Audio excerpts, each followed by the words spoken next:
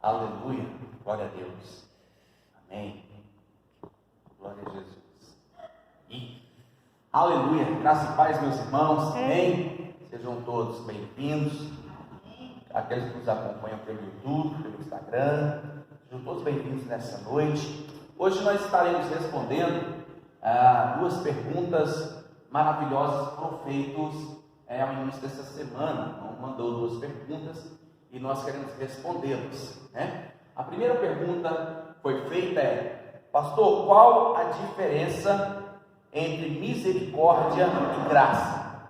Essa é a primeira pergunta boa, né? Então nós queremos aqui mostrar, e aliás eu vou acrescentar mais uma coisa: qual a diferença de justiça, misericórdia e graça? Amém? Nós vamos aqui passando para os irmãos nesse slide e mostrando como que clica lá nele, caminhando.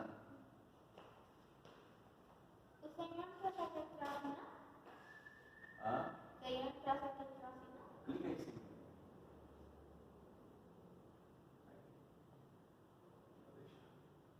Então vamos lá. A primeira então que nós vamos falar é sobre justiça. O que é justiça? Justiça é dar aquilo que é a cada um o que é devido. Na Bíblia, no grego, chama vikaiosme, ou como está escrito lá portuguesado, diadikaiosme. Romanos capítulo 3, versículo 26, vai nos dar uma pista aqui maravilhosa do que significa justiça. A Bíblia diz assim: pois planejava revelar sua justiça no tempo presente. Com isso Deus se mostrou justo, condenando o pecado, e justificador, declarando justo o pecador que crê em Jesus. Então, se nós vemos o que é justiça, amparados pelo que o dicionário nos diz, é dar a cada um o que ele merece, dar a cada um o que é devido. Mas a justiça bíblica, na qual nós somos feitos justiças em Cristo, qual que é? É justamente essa que Paulo estava escrevendo aos Romanos. Deus se mostrou justo, condenando o pecado, e justificador, declarando justo nós, os pecadores, que cremos em Jesus. Ou seja, aquilo que era para nós, a condenação, a culpa, e até a prisão, a morte eterna, e aquele sofrimento que era para nós, a doença, ao sofrimento, tudo isso nós iríamos viver de uma forma sem precedentes. Mas o que acontece é que Jesus veio, se colocou no nosso lugar, então me tirou do lugar de réu, e Jesus ficou aqui no meu lugar de réu, assumindo toda a minha culpa. Por isso que a Bíblia diz que ele declara justo o pecador, e o que? Que crê em Jesus. Quantos creem em Jesus? Amém. Amém? Então aqui é a justiça. Tem alguns versículos, Romanos 3, 21, 22, fala da doutrina que trata do modo pelo qual o homem pode alcançar o estado aprovado por Deus. Como que é esse estado? Olha para você ver o que a Bíblia diz.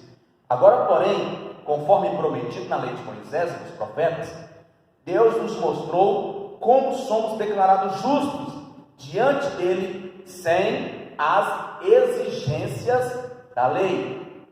Somos declarados justos diante de Deus. Por quê? Por meio da fé em Jesus Cristo.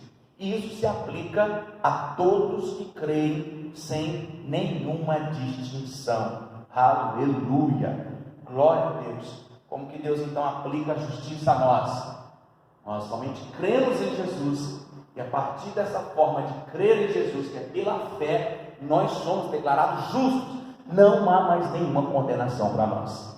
Amém? Então nós estamos sendo justos.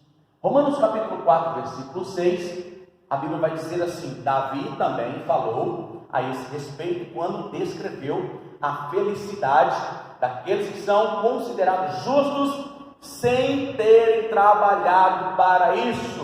O que a Bíblia está dizendo? A justiça é sem obras não depende da nossa obra, não depende de nós. Nós fomos feitos justos por causa do sangue de Jesus, porque Ele quis tomar o nosso lugar.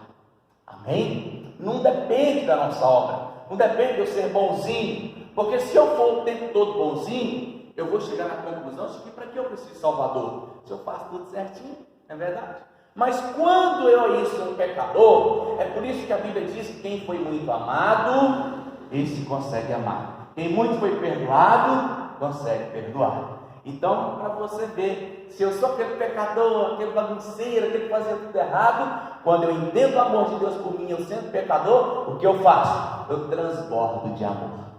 E o que o mundo diz? O mundo vai dizer assim, o mundo é engraçado, e a teologia mundana é muito engraçada, porque ela vai dizer o quê? Ela assim, todo crente um dia foi um bicho sem vergonha. Não é verdade que o mundo fala? Mas é isso mesmo, graças a Deus. O são, o bonzinho, para ele não precisa de médico, não é verdade? O são não precisa de médico, mas nós que éramos custosos, nós realmente precisávamos. E olha, deixa eu te dizer uma coisa, não há ninguém nesse mundo que não precise da graça e do favor de Cristo. Não existe isso.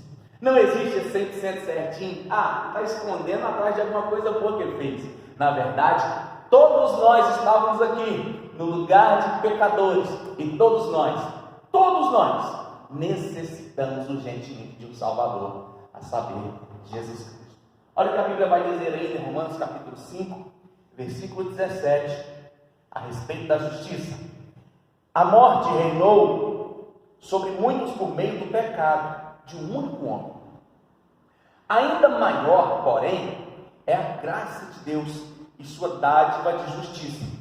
E todos que a recebem reinarão em vida por meio de um único homem, Jesus Cristo. Cristo. Sim. Ia me dar granada. Daí o produto vai cair na cara. Ia me dar granada. Amém. Olha aqui, queridos. Muitos falam, e muitos até atribuem um certo valor na obra de Adão. Sim, teve um poder muito grande, porque através da obra de Adão nós somos feitos pecadores, né? E aí a morte passou a reinar por causa desse pecado. Mas veja bem, nós não podemos ficar parados, estagnados, estacionados aonde Adão fez alguma coisa. Por quê? Porque a Bíblia fala, onde veio por causa de um homem a morte, também por causa de um, Jesus Cristo, passou a reinar a vida, a esperança, o amor, a alegria e a graça que vem dele. Aleluia, glória a Deus, amém? Então nós hoje recebemos essa dádiva da graça de Jesus, a graça da dádiva de justiça, e todos que recebem reinarão em vida por meio de um único homem, a saber, Jesus. A obra de Adão passou, nós continuamos então na obra de Jesus Cristo. Amém? Então, uma obra muito mais poderosa. A obra de Jesus é uma obra muito mais poderosa. É sem comparação. Sem comparação. Então, nós entendemos o que é justiça. Justiça é o que, pastor? Era aquilo que daria a cada um segundo o que é devido. Mas, biblicamente, nós somos feitos justiça de Deus em Cristo. Cristo veio, aniquilou o poder da morte, nos tirou das trevas, nos levou para o seu reino, da sua maravilhosa luz, e agora nós vamos reinar em vida com Cristo Jesus. Aleluia! Nós somos declarados justos por causa nossa, do nosso comportamento. Nana. Nós somos declarados justos por causa do sangue de Jesus, por causa do Cristo que veio assumir o meu lugar, estava sentado no banco dos réus. Jesus então assume meu lugar e ele passa a ser julgado no meu lugar por causa dos meus pecados. Eu sou declarado justo. Aleluia. Glória a Deus. No Instagram está ao contrário, o slide. Não parece. Então é porque o Asaf colocou então a câmera ao contrário, aqui espelhado. Está aparecendo. Tá tudo vendo tudo. Amém. Tipo, agora que tá vendo. Aí vai para lá, câmera. Agora olha, está gravando certinho. Amém. Só um pequeno ajuste para que fique bacana. Amém. Ficou bacana? Ok? Mudou aí? Ótimo. Amém, queridos? A segunda coisa, então, respondendo uma pergunta maravilhosa desse irmão, nós vamos falar sobre misericórdia. O que é misericórdia? Então vamos lá. Justiça é cada um recebe o que deve, não é? Mas em Cristo Ele pagou o nosso pecado. Então eu sou declarado justo. Não é que alguém vai olhar para mim e me condenar por algum pecado. Não, é como alguém olhar para mim e saber que já foi transitado, julgado. Eu estou livre de qualquer condenação. Então eu estou livre. Misericórdia. O que é misericórdia? É uma virtude que ajuda aquele que está aflito. A pessoa está passando por um desespero, está passando por um momento terrível. Então a misericórdia de Deus vem sobre ele, tirando aquele peso, aquele fardo, aquilo que era para condená-lo. Do grego é eleos. Em Romanos capítulo 9, versículo 16, nós temos aqui uma chave para entendermos a misericórdia de Deus nas nossas vidas. Versículo 16 diz assim: portanto a misericórdia depende apenas de Deus, e não de nosso desejo, nem de nossos esforços. Oh glória! A misericórdia depende do Senhor. Deus tem misericórdia de quem Ele quiser, dele. Oh glória! Então não depende da gente, não depende do que eu faço, não depende do que eu realizo, não depende do que eu deixo de fazer. Eu apenas creio em Jesus, sou declarado justo, clamo a Ele por misericórdia, e assim Ele desce misericórdia até mim. Aleluia. E a misericórdia é uma virtude que ajuda aquela pessoa que está aflita. Aflita por quê, pastor? Qualquer tipo de problema, qualquer tipo de aflição. Se você estiver aflito por causa de qualquer coisa, você então faz o quê? Clama ao Senhor Jesus. Você pede misericórdia a Deus, e Ele, na sua infinita bondade, exerce essa misericórdia. Vem uma ajuda lá de cima poderosa para nos socorrer. Olha para você ver o que o versículo 23 diz de Romanos. Ele age desse modo para que as riquezas de sua glória brilhem com esplendor ainda mais sobre aqueles dos quais Ele tem misericórdia, aqueles que Ele preparou previamente para a glória. Você sabe, nós somos na nova aliança feitos templo de Deus. E ser templo de Deus, quando você olha por fora do prédio da igreja, nós dizemos que é um templo, quando você olhar por fora do templo de Salomão, quando você pega uma revista e olha, ou quando você vai atrás da sua Bíblia, olha os mapas, e você olha o templo de Salomão, o que você vê por fora? Somente pedras. Mas quando você entrava, ou quando você tem uma perspectiva cortada do templo de Salomão, você realmente vai ver a glória de Deus, porque é um templo bonito, feito de ouro, um templo muito lindo. O que Deus está dizendo? Quando Ele executa a sua misericórdia comigo e com você, nós agora passamos então a refletir a glória de Deus para que todo mundo veja. Amém, queridos? O que é isso, pastor? É que quando eu estava naquela aflição e ninguém conseguia me ajudar, eu clamei ao Senhor, Ele me respondeu, enviou misericórdia para mim, e então agora eu passo a testemunhar as pessoas, causando nelas e levando-as a entender que Deus é um Deus misericordioso. Então, através do testemunho de vida que eu mesmo posso dar, porque eu saí daquele momento de aflição, as pessoas começam a olhar para Jesus com esperança. Isso é misericórdia. E a misericórdia para quê? Para que possa expressar a glória de Deus. Nunca chegue no final de um problema que você passou, nunca chegue no final do problema e diga: eu consegui, eu venci. Não, diga: Deus me abençoou, eu consegui sair e hoje eu estou livre daquele problema, para a glória e honra no nome de Jesus. Tudo é para a glória dele. Vai entender o que é misericórdia? Espero que sim. O que Deus sempre nos deu? Justiça, misericórdia e graça. Vamos falar um pouquinho agora sobre graça. Do grego, charis, ou portuguesado, charis, ou cariz, como alguns falam.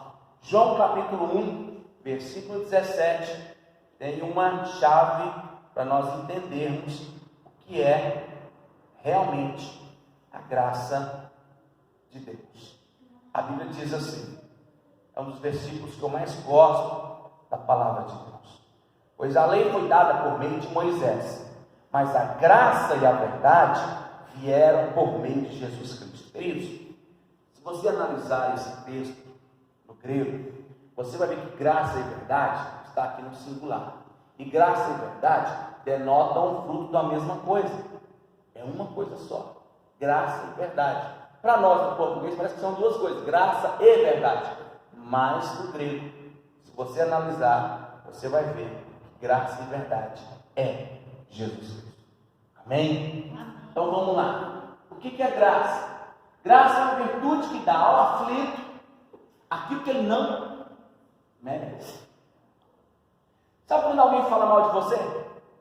E aí você acaba descobrindo? Sabe quando Lucas estava andando com dois rapazes, e aí eu vejo ele andando com aqueles dois rapazes, todo mundo com uma cerveja na mão, ou com uma garrafa de bebida destilada, e aí de repente eu vejo alguém passando por Lucas, e aí eu vou chegar no pastor e falar: pastor, eu vi o Lucas tomando a cachaça no meio da rua, hein? E aí eu estou difamando ele na realidade, porque eu nem vi que aquilo era verdade. Mas eu fiquei assim, no afã, no zelo, né? Na igreja, querendo ajudar o pastor, para ele não ser enganado, porque o Lucas não pode ficar subindo no altar, tocando bêbado não, né, pastor? Então eu venho com aquele zelo exacerbado, aquele legalismo todo, entrego ele para o pastor, e aí o Lucas vai e fica sabendo. O pastor chama o Lucas: Lucas, o que aconteceu, meu filho? Eu fiquei sabendo, Lucas, eu fiquei sabendo que você estava reunindo com os meninos e andando na rua, Lucas, tomando uísque. O que é isso, Lucas? Como é que você faz uma coisa dessa? E o Lucas não é bobo nem nada, vai falar assim: pastor, quem foi que falou para o senhor? Aí o pastor naquela hora estava, sem jeito de falar. O Lucas vai e fala assim: não, pastor, eu vi, quando estava passando do outro lado da rua assim, eu olhei para trás e vi o João, ele estava passando na rua, o irmão João, e aí o irmão João foi, ele falou: foi? Aí o pastor: foi mesmo, como é que você sabe? Pois é, pastor, não estava não, eles lá são meus primos, estou tentando evangelizar eles, conversando com eles, e no momento ele pediu para segurar aquela garrafa, mas ó, eu amo o irmão João, eu amo o irmão João é um exemplo para mim, a pessoa que tem me ensinado muito na igreja, apesar de tudo que ele falou, mas eu amo o irmão João. O irmão João é um cara fantástico, inteligente na Bíblia, conhecedor. Sabe o que o Lucas está fazendo? Ele está dando para o irmão João aquilo que ele não merece. O que o irmão João merecia? Pastor, olha o Lucas falando se ele merecesse. Pastor, o irmão João é um intrigueiro, é um fofoqueiro, um falador, um mentiroso, ele fala coisa errada, ele está sempre falando, fazendo coisa errada. Pastor, eu desconjuro João. Não, antes de que o Lucas fez, ele deu ao João aquilo que ele não merecia. Então o que é isso? Isso é graça. Quando você devolve uma acusação com amor para a pessoa, quando você devolve depois de uma falácia da sua vida com uma flor, com um presente, ou com um almoço, ou com um jantar, você está dando para a pessoa aquilo que ela não merece. E o que é isso? Graça, favor do Senhor. Você está dando ela Jesus Cristo. O que mais que é graça? Romanos 11, 6. Deixa eu ler esse texto que é muito poderoso para nós entendermos mais um pouquinho sobre graça. Olha o que a Bíblia diz: e se a escolha se dá pela graça de Deus, então não se baseia nas obras deles, pois nesse caso a graça deixaria de ser o que verdadeiramente é, ou seja, gratuita e imerecida. Deus não nos dá graça de acordo com o nosso comportamento. Deus dá graça porque resolveu Ele nos abençoar com a graça.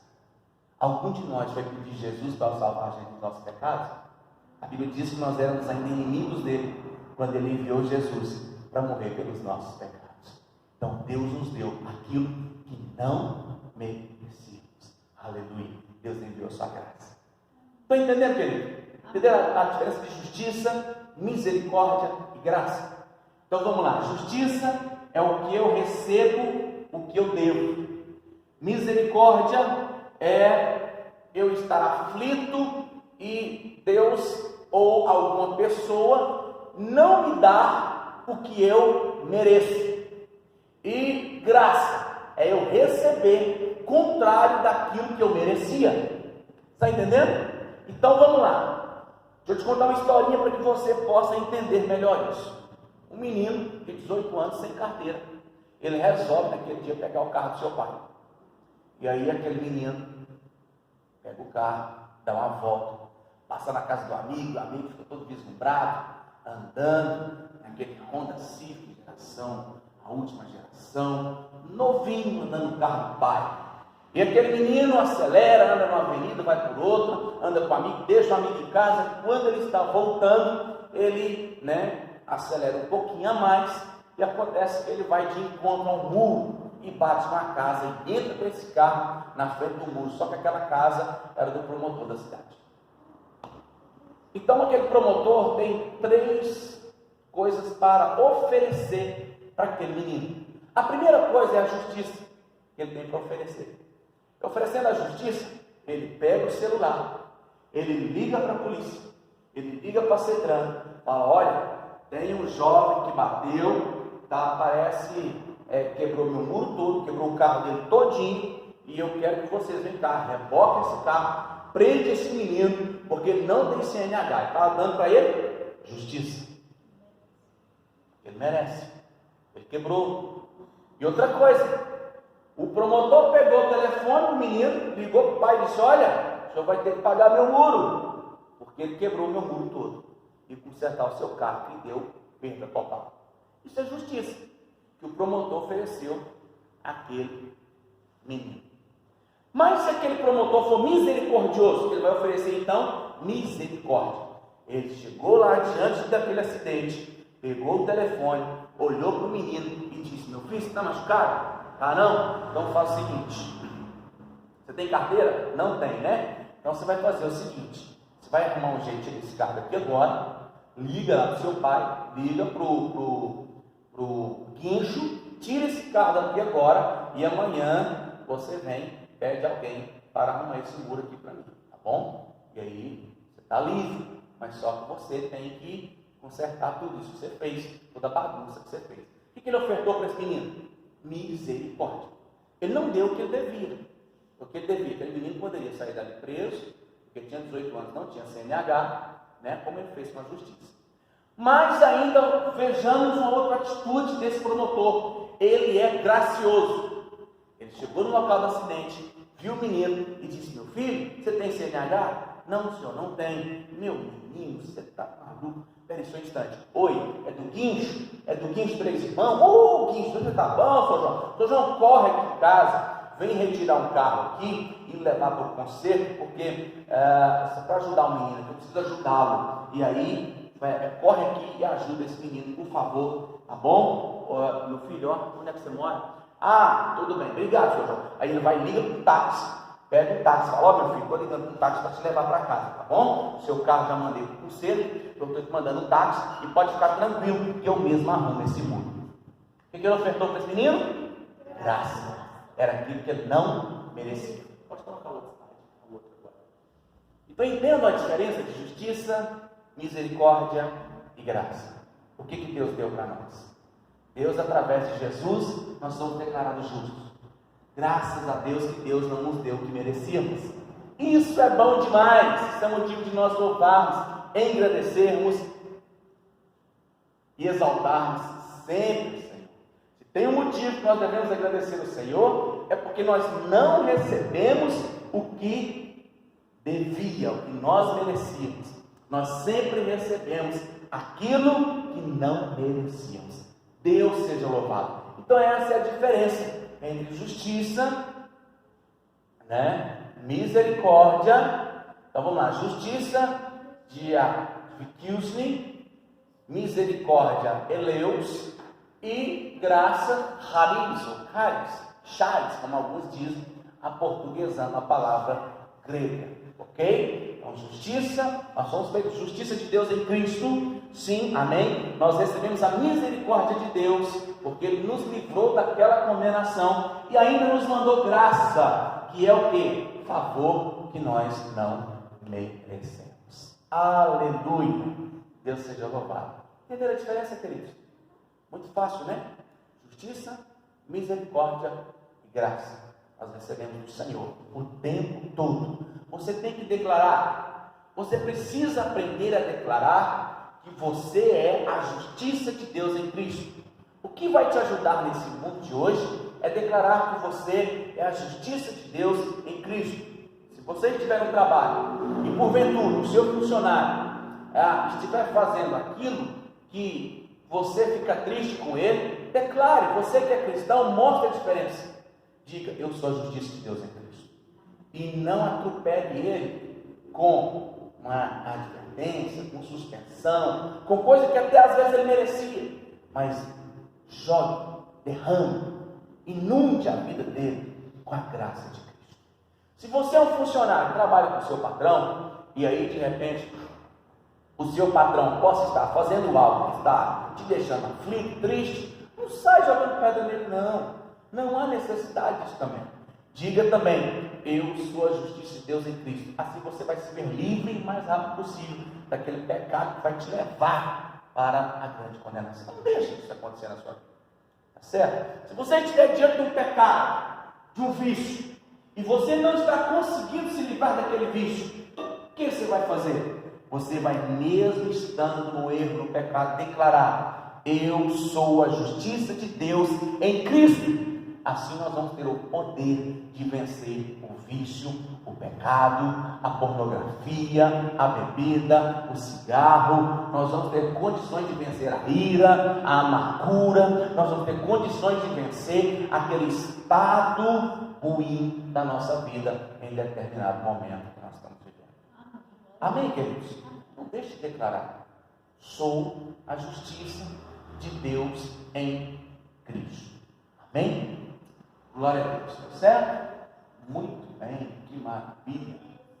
Glória a Deus, muito bem, esse mesmo. Muito obrigado. Pastor, qual é a doutrina do arrependimento? Como que é o arrependimento? Vamos estudar um pouquinho comigo nessa noite, um pouquinho do que é arrependimento. Quero que você guarde isso aqui no seu coração, porque é muito importante nós sabermos isso. Eu quero trazer duas palavras, uma hebraica e uma no grego. A palavra hebraica no arrependimento, se sabe que em torno de 47 vezes que aparece a palavra arrependimento no Antigo Testamento, mais de 30 é para Deus. Fala de Deus. Não fala especificamente para nós. Mas quero te mostrar então o que é arrependimento. Hein?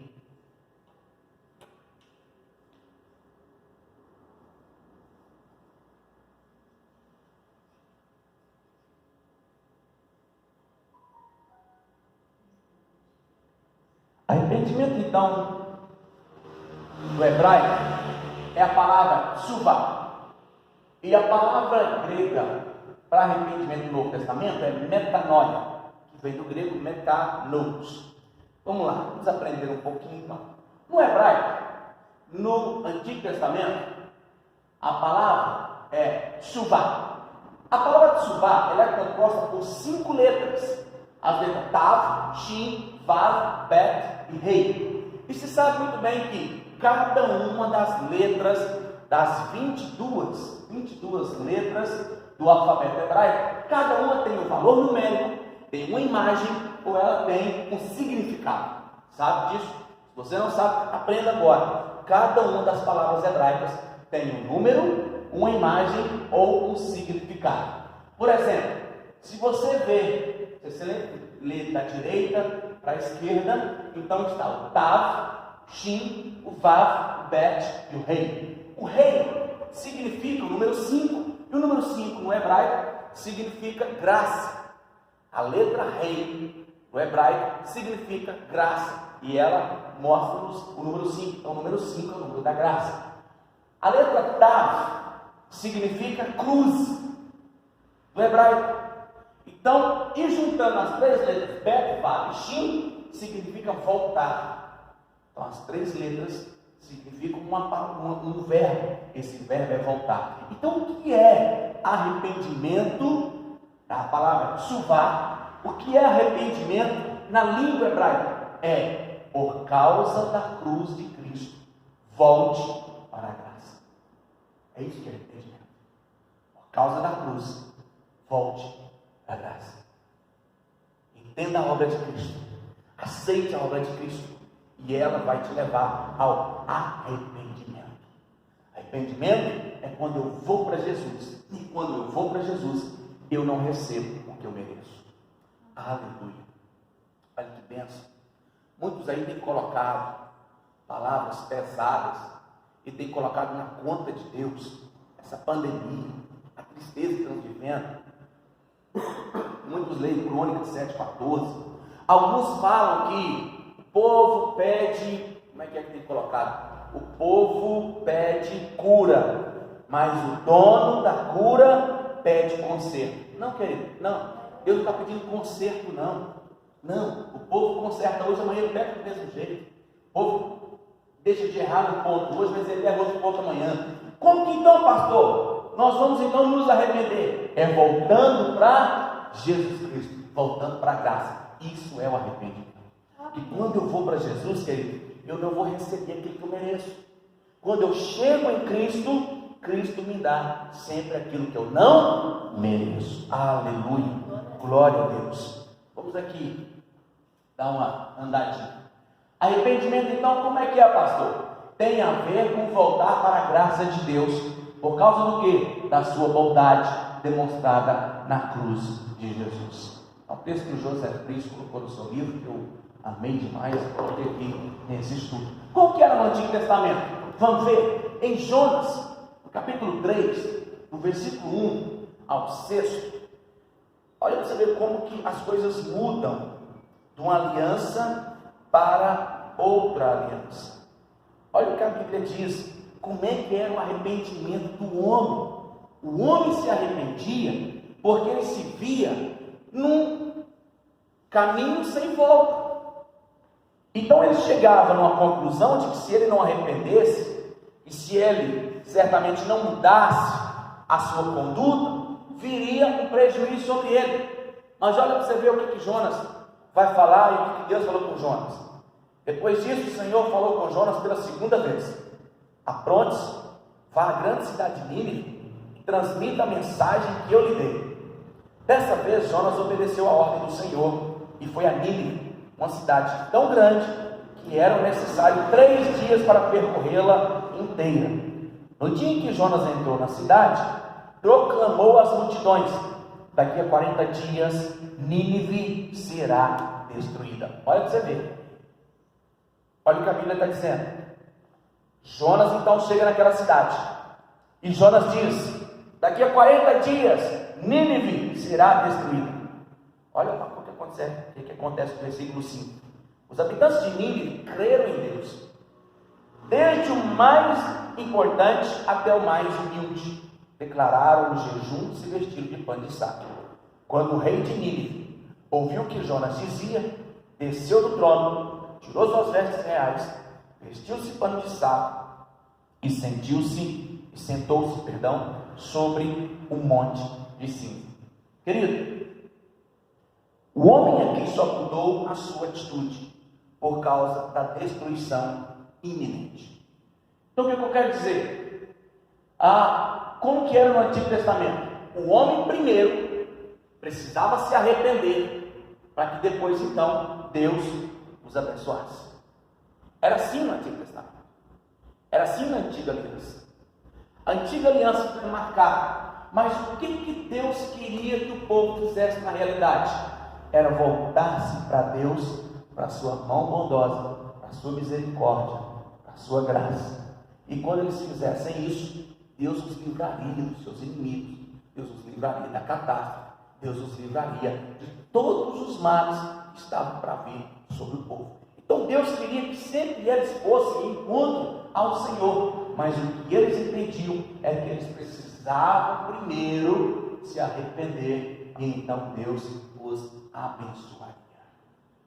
Vamos caminhar mais um pouco. João Batista, a Bíblia diz que ele é o último profeta do Antigo Testamento. João Batista ainda pregava a antiga aliança. Então João Batista, ele pregava com arrependimento para quê?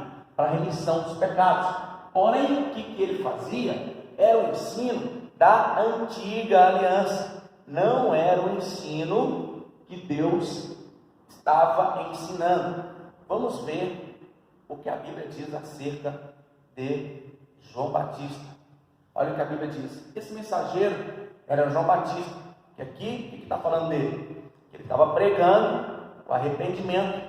O versículo 2 diz assim, olha, só para você ter ideia, só para você lembrar-se. Iniciou-se como o profeta Isaías quando ele escreveu: envio meu mensageiro adiante de ti, e ele preparará o teu caminho. Ele é uma voz que clama no deserto: prepare o caminho para a vinda do Senhor, abra a estrada para ele. Esse mensageiro era João Batista. Ele apareceu no deserto pregando o batismo como sinal de arrependimento para perdão dos pecados.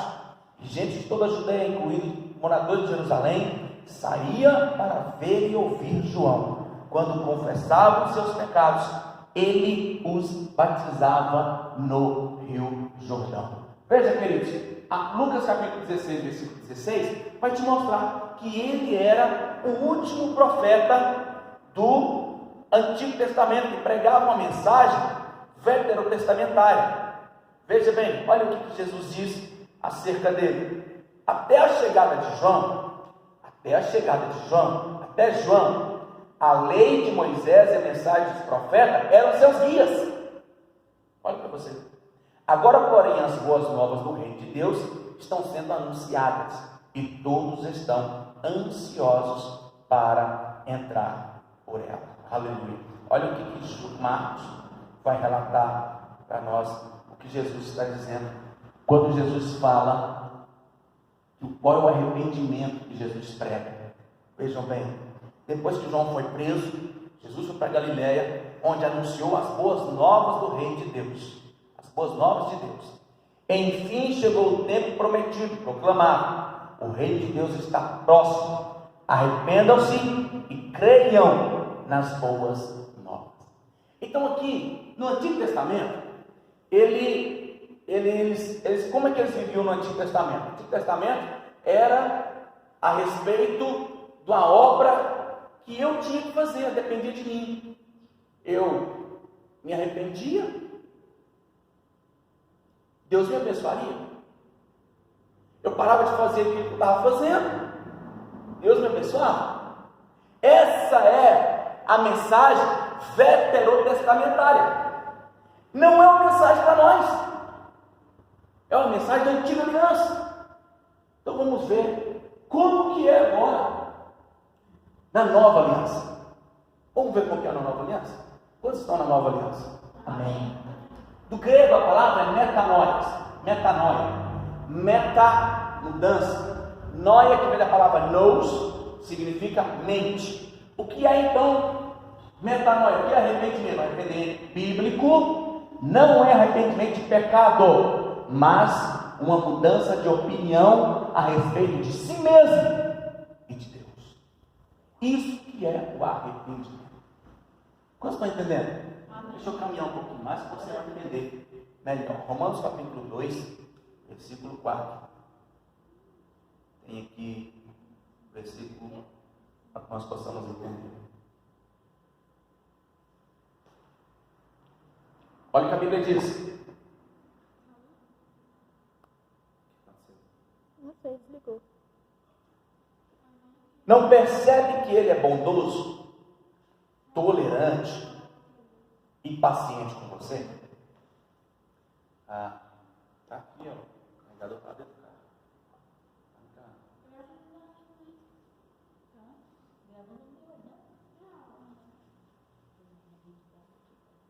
Olha aqui, querido, então vamos lá, acompanhe comigo, nossos irmãos aqui do YouTube estão conectados com a gente. Não percebe quanto ele é bondoso, tolerante e paciente com você? Não vê que essas manifestações da bondade de Deus visam levá-lo ao arrependimento? Presta atenção. Qual que é o arrependimento, então, na nova aliança?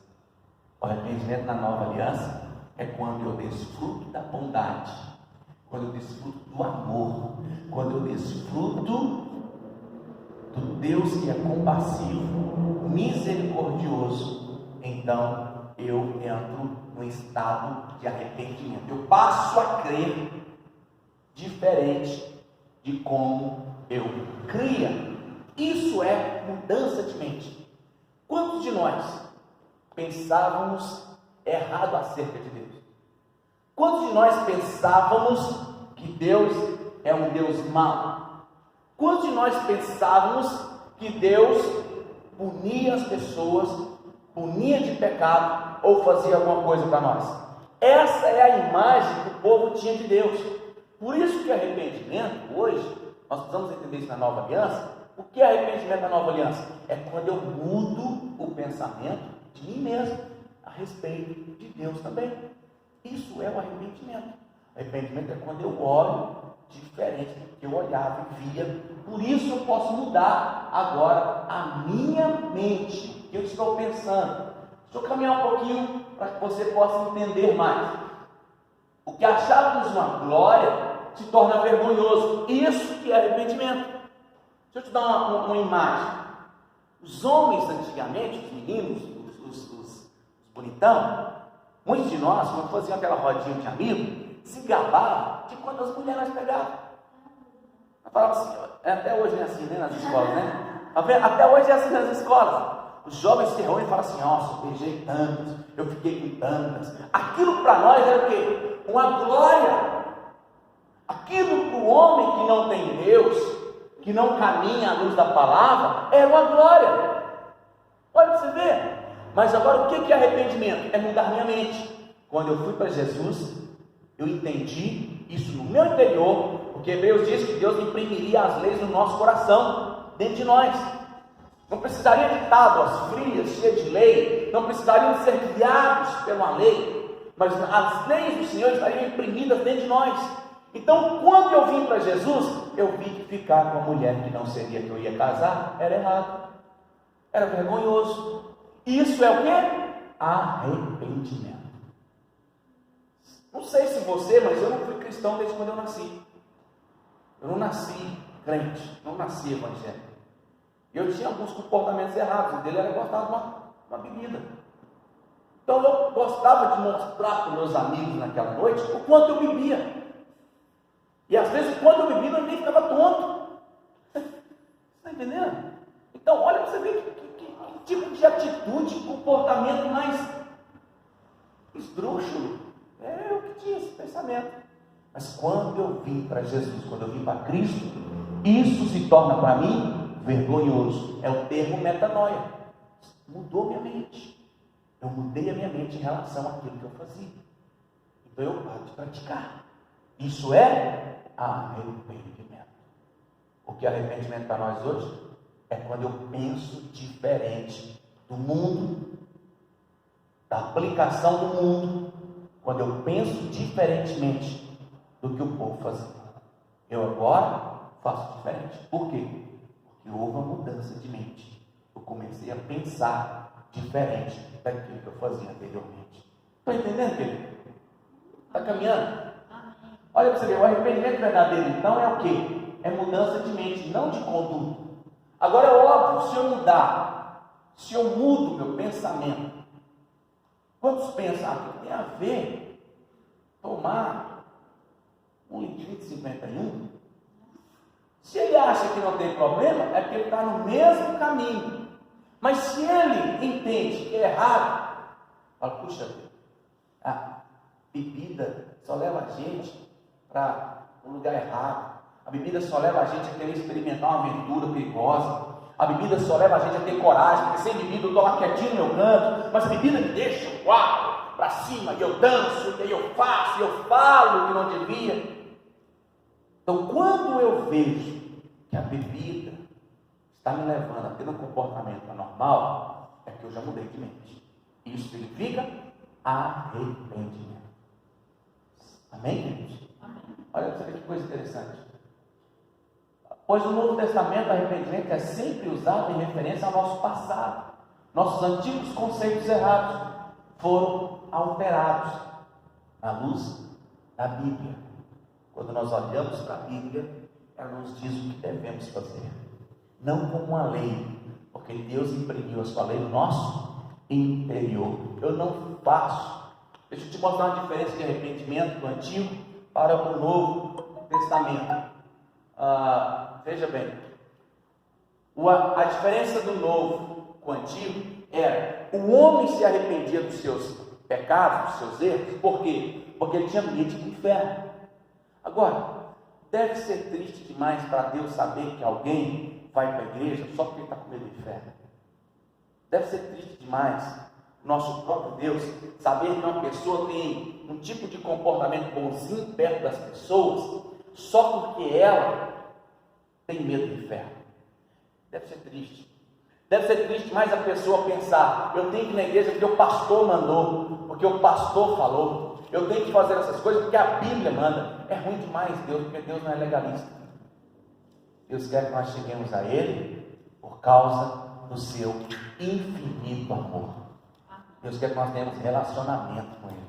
E nesse relacionamento eu chego diante de Deus através do que a Bíblia diz, através da oração. Então eu passo a ter prazer em estar junto com as pessoas que falam e vivem do nosso Deus. É diferente. Eu li um livro que dizia assim: o fato de você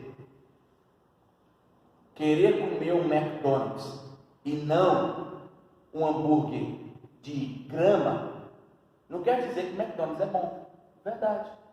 Nós não estamos dizendo que o McDonald's é excelente, mas nós estamos dizendo que melhor do que aquele hambúrguer de grama tirado no meio do mato é aquele hambúrguer do McDonald's. Então você só escolheu uma coisa melhor, mas não reflete o caráter do McDonald's.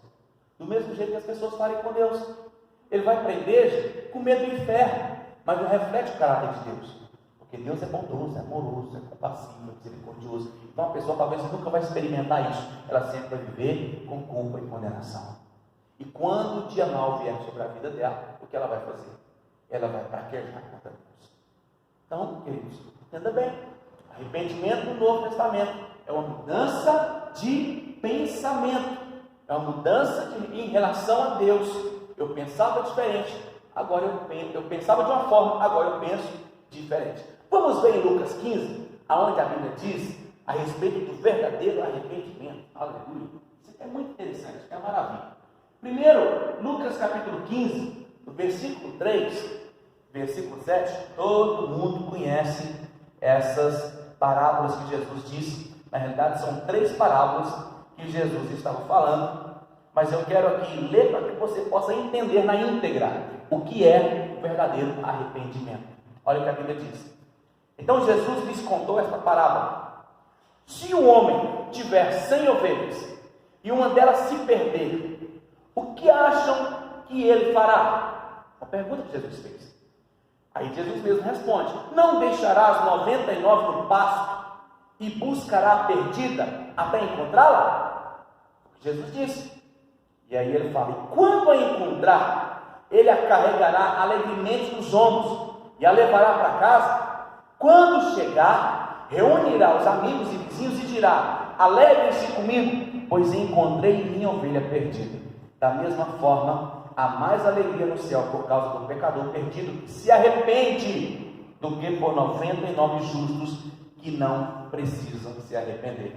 Quantas vezes eu já ouvi as pessoas pregar e dizer isso aqui, que o arrependimento é quando a pessoa volta. Não é verdade? Você já ouviu isso? Eu já cansei de ouvir isso. Mas deixa eu dizer uma coisa: qual foi a ação da ovelha aqui nessa parábola? Nenhuma. Ela não fez? Aliás, ela fez foi dar trabalho para o pastor. Não é? Mas o trabalho foi de quem? O pastor. O que o pastor fez? O pastor saiu à procura. O pastor deixou os 99. O pastor que colocou no ombro. O pastor que celebra com os amigos. Então, na realidade, o arrependimento neotestamentário é quando nós deixamos Deus nos guiar. Isso é que é o arrependimento. Aleluia. Veja, queridos, a ovelha só reconheceu que estava perdido.